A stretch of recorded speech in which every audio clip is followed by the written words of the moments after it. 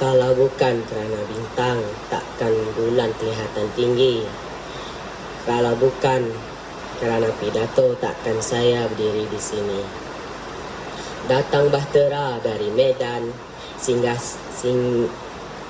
sebentar di laluan Kerai. Salam sejahtera saya hulurkan kepada warga Dewan Pembuka Tirai. Saya Boniface Jais Anak Kunis ingin menyampaikan sebuah pidato yang bertajuk Faedah Menimba Ilmu Pengetahuan. Selamat pagi dan salam sejahtera saya ucapkan kepada peneraju acara, para yang arif lagi bijaksana, menjaga masa yang sungguh setia dengan tugasnya, serta para hadirin pendengar sekalian. Ilmu pengetahuan secara definisi bermaksud fakta, maklumat dan kemahiran yang diperolehi daripada pengalaman dan pendidikan. Peribahasa Melayu berkata, laut yang ditimba tidak akan kering. Ia boleh dikaitkan dengan ilmu pengetahuan mempunyai skop yang sangat luas hingga kita tidak mampu untuk menelaah dan menguasai semuanya. Oleh itu, dalam menimba ilmu, kita perlu berusaha dan gigih untuk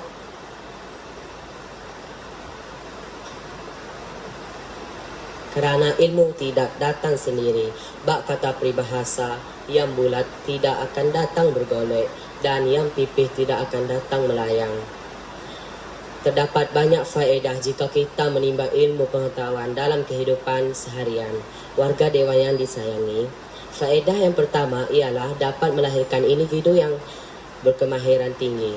Ilmu pelita hidup menunjukkan bahawa ilmu merupakan elemen yang amat penting dalam kehidupan. Sebagai contoh, pihak hospital melantik seseorang individu yang tidak mempunyai pengetahuan tentang perubatan.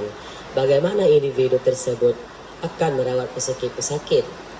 Ini mengukuhkan lagi betapa pentingnya menguasai ilmu pengetahuan.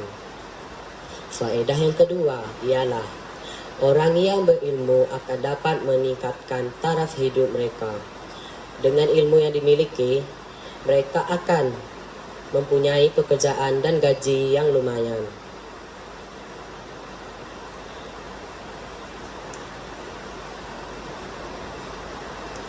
Pendapatan yang mereka perolehi membolehkan mereka mengubah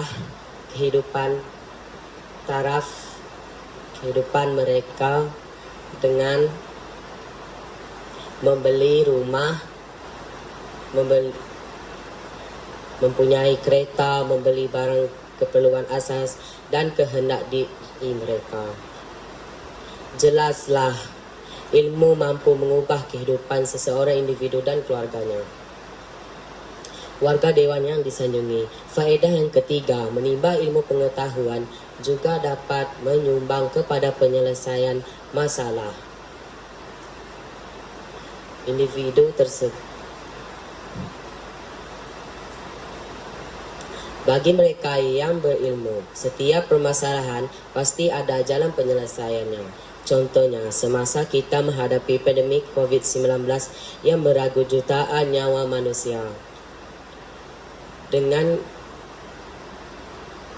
ilmu yang ada, para saintis telah berjaya menghasilkan vaksin untuk kita agar mencegah penularannya.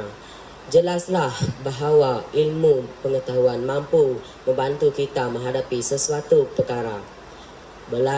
Belayar sambil memapan, merapat sambil belayar.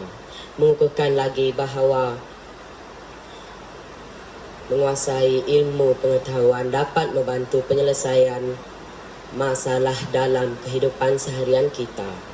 Warga Dewan yang dikasihi, faedah yang terakhir ialah dapat mewujudkan masyarakat minda kelas pertama. Pada era globalisasi ini, kita masih lagi menghadapi masalah gejala sosial yang berlaku dari semasa ke semasa. Contohnya, penyalahgunaan dadah, merempit, merompak dan mencuri merupakan parasit yang membunuh masyarakat kita secara diam-diam. Tanpa ilmu, manusia tidak dapat membezakan antara kebaikan dan kejahilan. Oleh itu, kita perlu memastikan setiap ahli keluarga mempunyai akses kepada pendidikan dan pembelajaran untuk membuka minda mereka. Warga Dewan yang dihormati, sebagai penutup tirai wacana ilmu kita, ilmu sudah pasti memberikan banyak faedah kepada diri, bangsa, agama, dan negara. Kata-kata hikmah yang menyatakan ilmu jabatan hidup, dan tuntutlah ilmu dari buayan hingga ke liang lahat. Biarlah kita miskin harta, jangan sesekali miskin ilmu. Sekian, terima kasih.